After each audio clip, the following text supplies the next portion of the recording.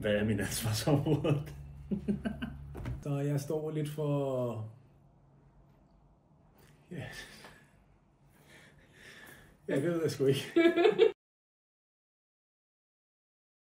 Den store forskel, der ligger fra det her lille startup til måske en stor virksomhed, det er, at der er lidt større kundefokus på. Det er kunden, der er i centrum, og det er kunden, der er den vigtigste. Man er selvstændig, der bliver stolet på en. Det kan man meget tydeligt mærke, når man kommer som praktikant, hvis der ikke er.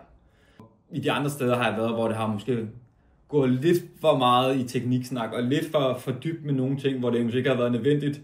Her der er vi dygtige til at finde fokus på kunden, og få løst de udfordringer, kunden har. Det hele er en dialog, og det hele handler om at komme i mål og gøre nogle kunder tilfredse og gøre os selv tilfredse.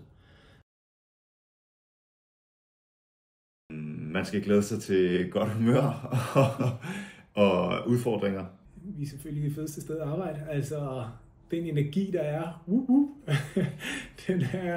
den er super nice.